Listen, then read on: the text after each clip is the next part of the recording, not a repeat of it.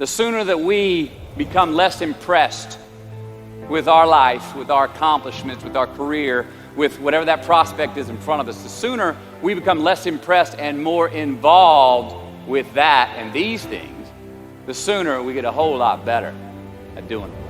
So, I'm going to talk to you about some things I've learned in my journey. Most from experience, some of them I heard in passing, many of them I'm still practicing, but all of them I do believe are true.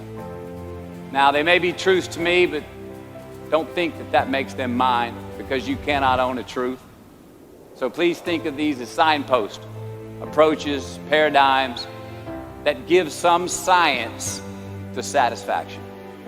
They're yours to steal, they're yours to share, liken to your own lives, to personally apply in your own lives, in your own way, should you choose to. So, here we go. Life's not easy.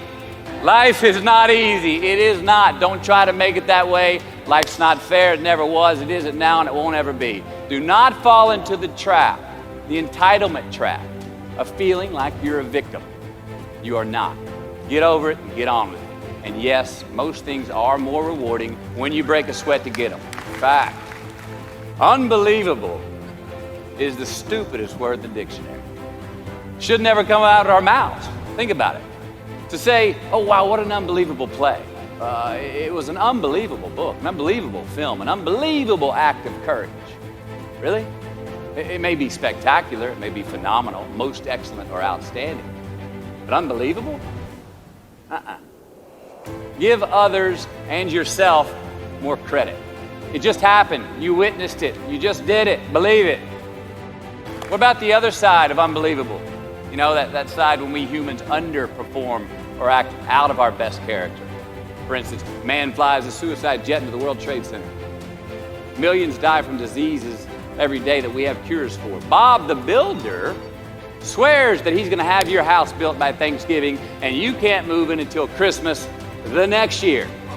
Our best friends lie to us, and we lie to ourselves all the time. Unbelievable?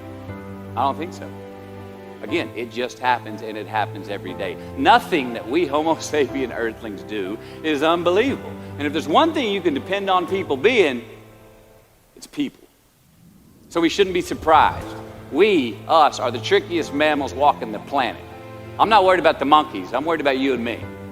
So acknowledge the acts of greatness as real, and do not be naive about mankind's capacity for evil, nor be in denial of our own shortcomings. Happiness is an emotional response to an outcome. If I win, I will be happy. If I don't, I won't. It's an if-then, cause and effect, quid pro quo standard that we cannot sustain because we immediately raise it every time we attain it. Happiness demands a certain outcome. It is result reliant.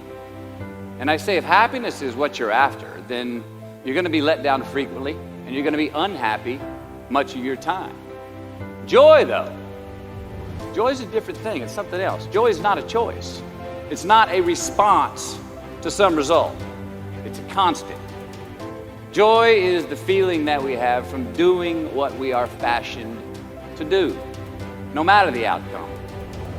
Now, personally, as an actor, I started enjoying my work and literally being more happy when I stopped trying to make the daily labor a means to a certain end. For example, I need this film to be a box office success. You know, I need my performance to be acknowledged. I need the respect of my peers. All those are reasonable aspirations, but the truth is, as soon as the work, the daily making of the movie, the doing of the deed became the reward in itself for me, I got more box office, more accolades and respect than I ever had before. See, joy is always in process. It's under construction. It is in constant approach, alive and well in the doing of what we're fashioned to do and enjoying. Define success for yourself. Define success for yourself. Now check this out. I'm in south of New Orleans a few years ago, and I went to a voodoo shop, and they had this wooden partition against the wall with these columns, and in these columns were all these vials of these magic potions, right? And the headings above each potion defining what they would give you were things like fertility, health, family, legal help, energy, forgiveness, money. Guess which column was empty? Money. Let's admit it. Money is king today. It's what makes the world go round. It is success. The more we have, the more successful we are, right? Now, I would argue that our cultural values have even been financialized. Humility is not in vogue anymore. It's too passive. It's a get rich quick on the internet, rich as 15 minutes of fame world that we live in, and we see it every day. But we all want to succeed, right? So the question that we got to ask ourselves is what success is to us, what success is to you. Is it more money? That's fine. I got nothing against money. I don't. Maybe it's a healthy family. Maybe it's a happy marriage. Maybe it's to help others, to be famous, to be spiritually sound, to leave the world a little bit better place than you found it. Continue to ask yourself that question. Now, your answer may change over time, and that's fine. But do yourself this favor. Whatever your answer is, don't choose anything that will jeopardize your soul. Prioritize who you are, who you want to be, and don't spend time with anything that antagonizes your character. Don't drink the Kool-Aid, man. It tastes sweet, but you will get cavities tomorrow, all right? Life is not a popularity contest. Be brave, take the hill, but first answer that question, what's my hill? So, how do I define success for me, myself? Well, for me, it's a measurement of 5 things. We got fatherhood. We got being a good husband. We got my health, mind, body, and spirit. We got career, and we got friendships. These are what's important to me in my life right now. So I try to measure these 5 things each day. I check in with them. I like to see whether or not I'm in the debit section or the credit section with each one. Am I in the red or am I in the black? You follow? For instance, sometimes say my career's rolling. All right, it's way up here in the black, but I see how my relationship with my wife maybe could use a little bit more of my attention. I got to pick up the slack on being a better husband. Get that one out of the red. Or say my spiritual health could use some maintenance. It's down here, but hey, man, my friendships and my social life, they're in high gear, right? I got to recalibrate. Checks and balances. I got to go to church. Remember to say thank you more often, something. But I got to take the tally because I want to keep all 5 in healthy shape. And I know that if I don't take care of them, if I don't keep up maintenance on them, one of them is going to get weak, man. It's going to dip too deep into the debit section. It's going to go bankrupt. It's going to get sick, die even. So first, we have to define success for ourselves. And then we have to put in the work to maintain it. Take that daily tally. Tend our garden. Keep the things that are important to us in good shape. I mean, let's admit it. We've all got 2 wolves in us. A good one and a bad one. And they both want to eat.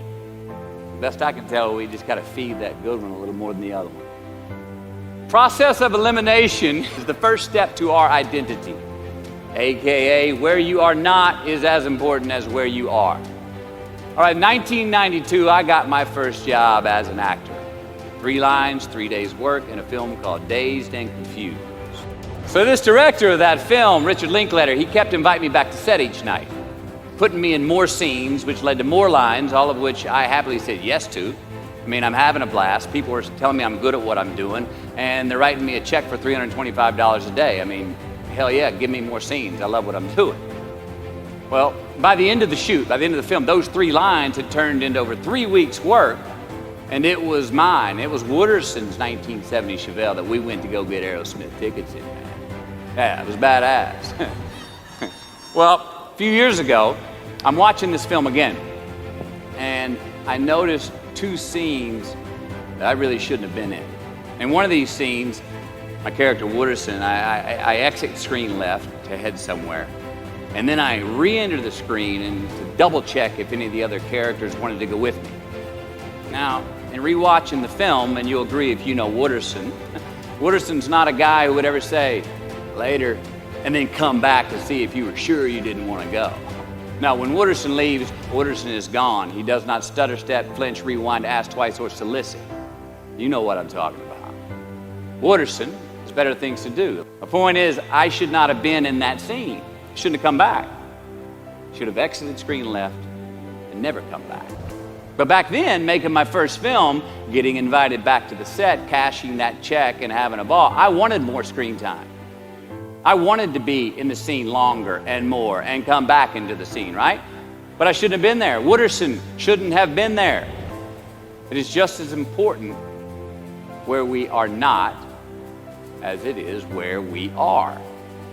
Look, the first step that leads to our identity in life is usually not, I know who I am.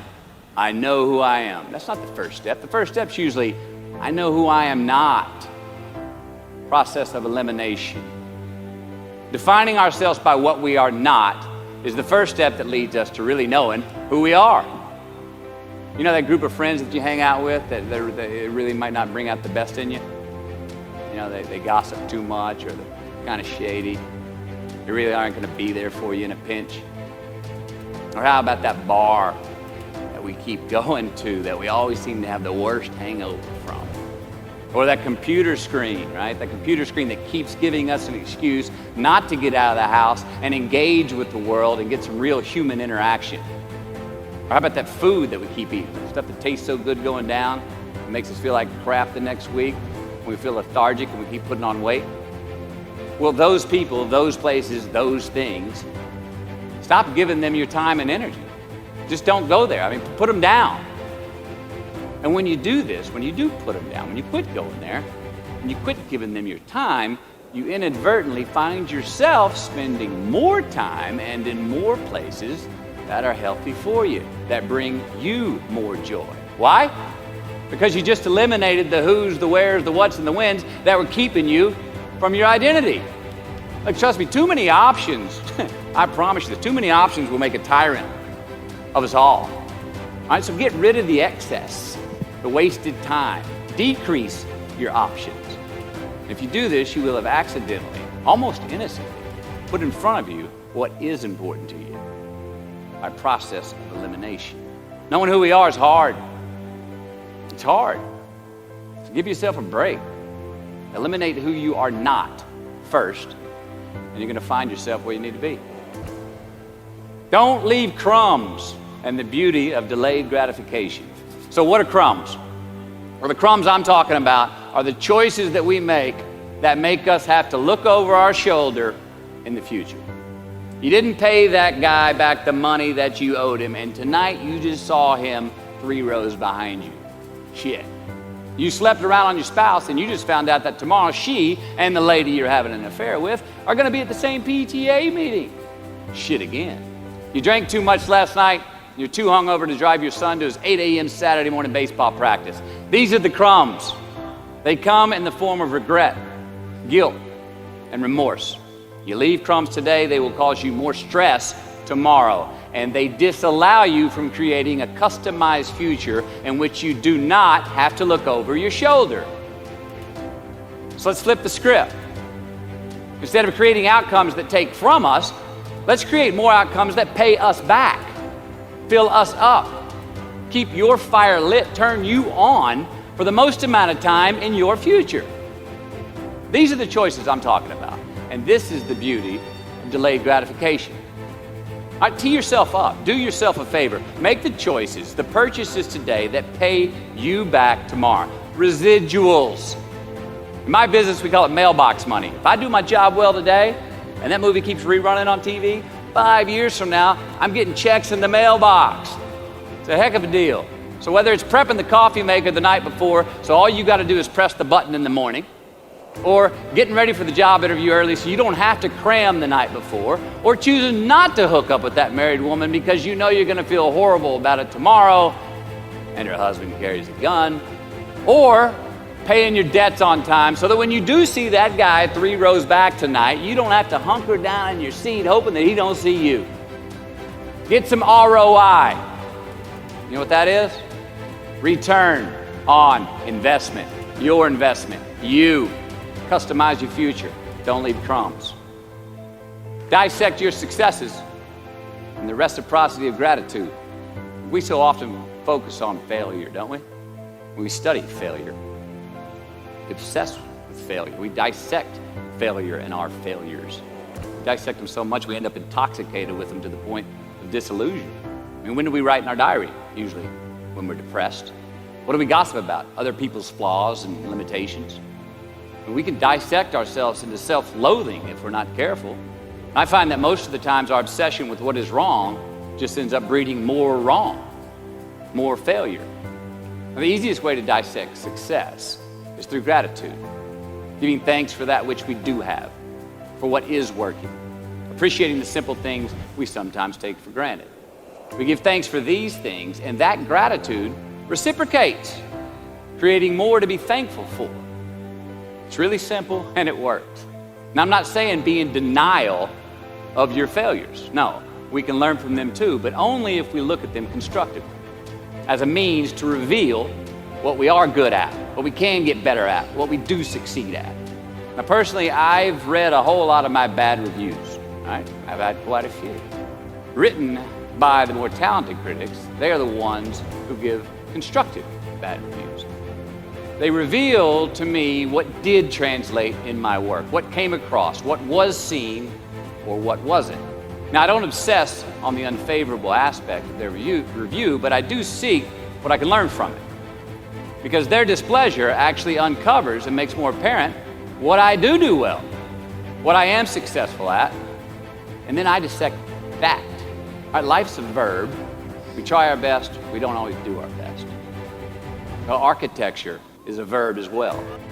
And since we are the architects of our own lives, let's study the habits, the practices, the routines that we have that lead to and feed our success, our joy, our honest pain, our laughter, our earned tears. Let's dissect that and give thanks for those things.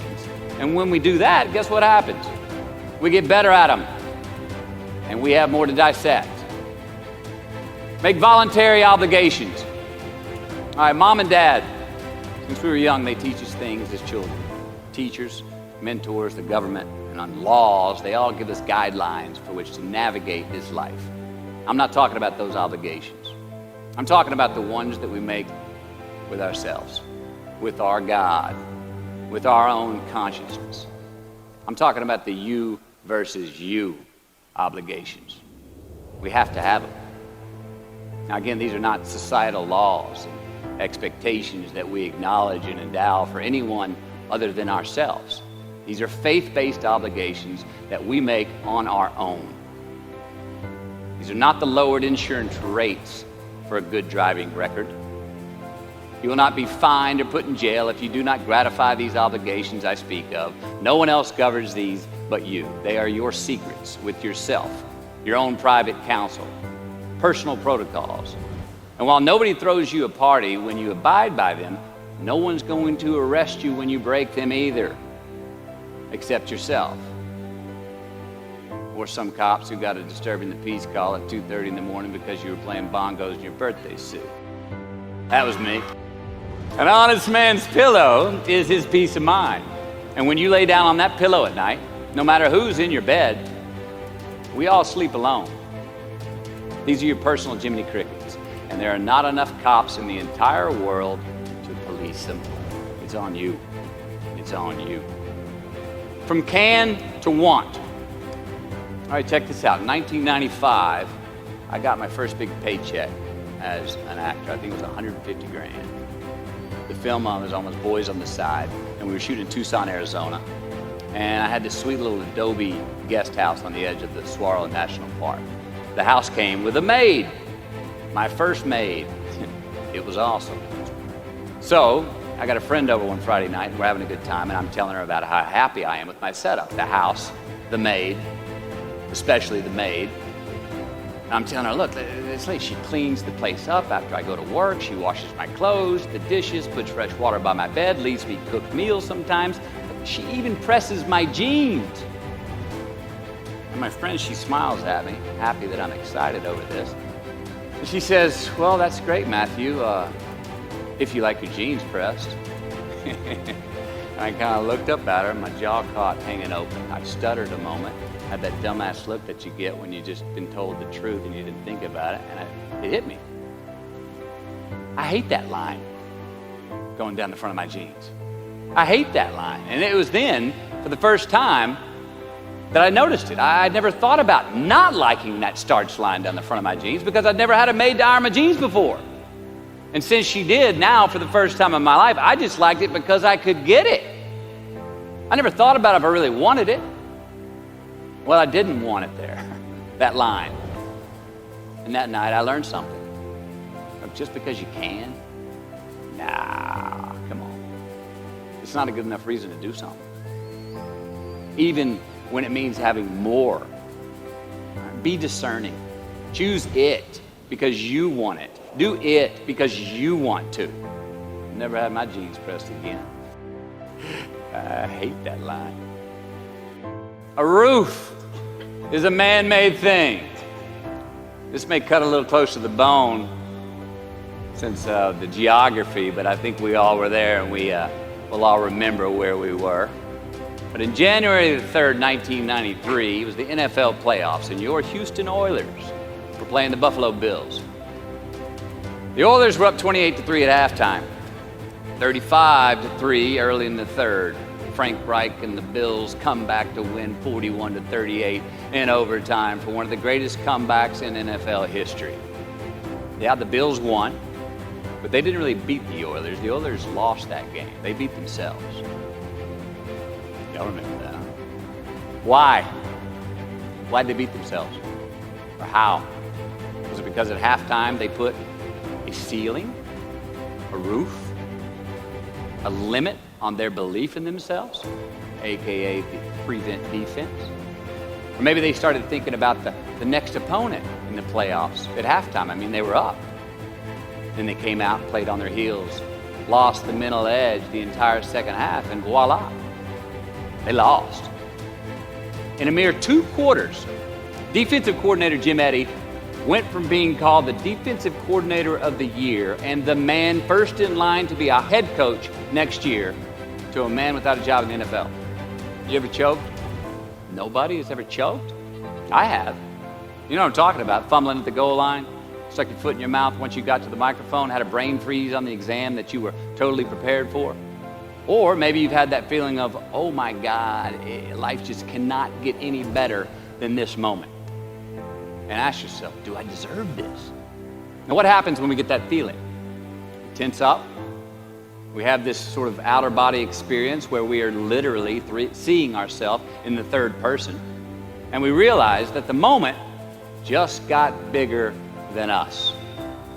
You ever felt that way? I have.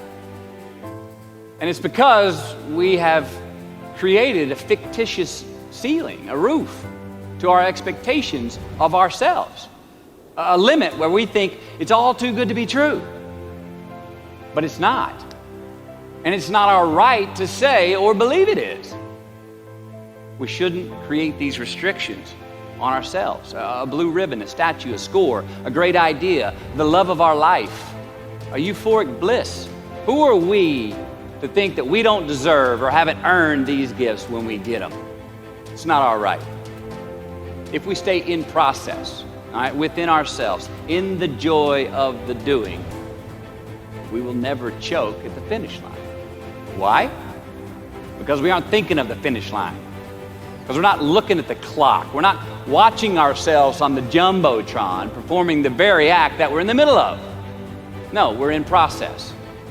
The approach is the destination, and we are never finished. Bo Jackson, what did he do? He used to run over the goal line, through the end zone, and up the tunnel.